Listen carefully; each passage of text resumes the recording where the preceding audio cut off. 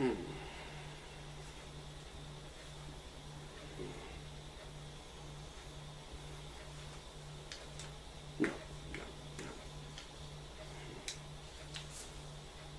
No.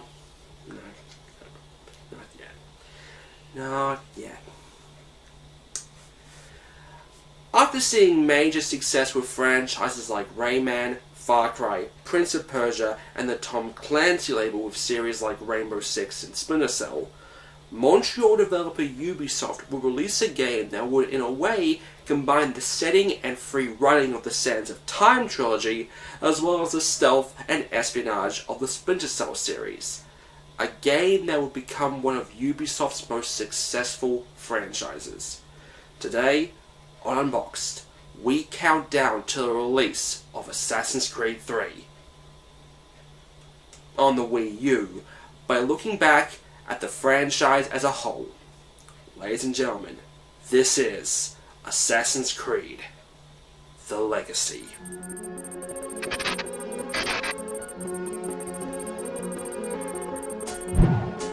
Information?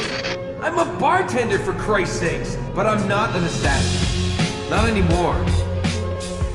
Just try and have a little faith. We can do no more. The rest is up to you, Desmond. What? He's Desmond. I don't understand.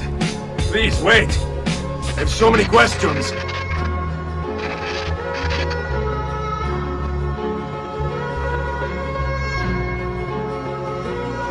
Much like Devil May Cry was originally planned as a Resident Evil game, Assassin's Creed was originally a planned sequel to Prince of Persia, being led by Sands of Time developer Patrice Désilets. However, as the team continued their research into the planned setting of the Third Crusade of the 12th century, it became apparent that the game just wouldn't fit into the style that was Prince of Persia. And so, a new franchise was born about an assassin during the 12th century, known as Assassin's Creed, and was released on the PS3 and 360 on November 13th, 2007. Or so we thought, as the game actually opens up in the near future, on Desmond Miles having just had his first experience in the Animus, a machine that allows a person to experience the memories of his ancestor that are stored in his DNA. Or at least, that's what this asshole says. Desmond has actually been kidnapped by the Abstergo Corporation in hopes of gaining the location of a certain artifact.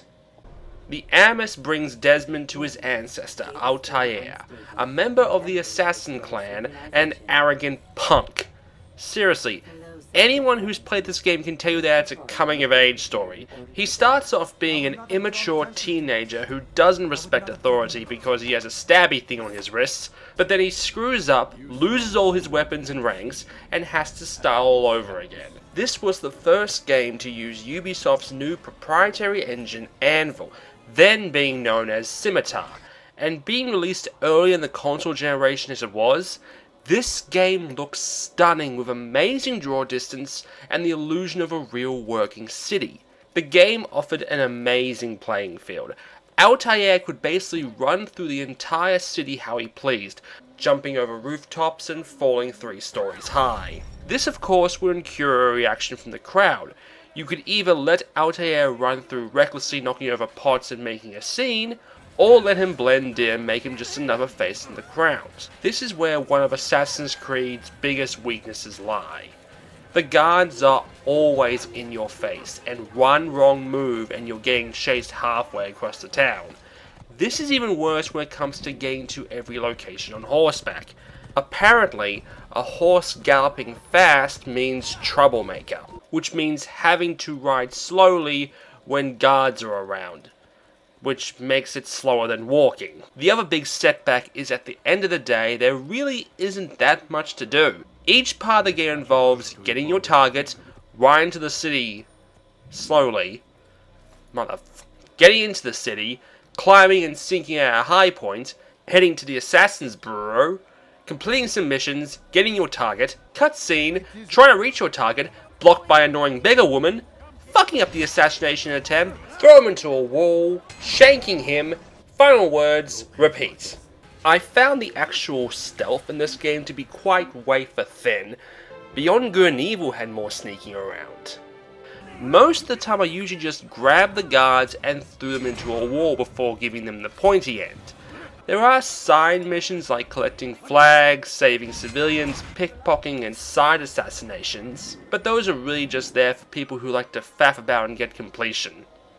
I found the parts with Desmond and the Animus kind of annoying, and even unnecessary at times, especially when it came to the ending, which would become a habit for the series. While there are some obvious flaws, you gotta understand, this was 2007. Ubisoft wasn't as big as they are nowadays. I know, 5 years, what a shock. But still, this game was a big enough risk as it was. Naturally, they tried to play it safe as much as they could. Fortunately, however, it paid off, as Assassin's Creed would become the best new selling IP in US history, selling 2.5 million copies in its first month alone, eventually selling 8 million worldwide. So naturally, once again, a sequel was planned, which we'll talk about next time. See you then.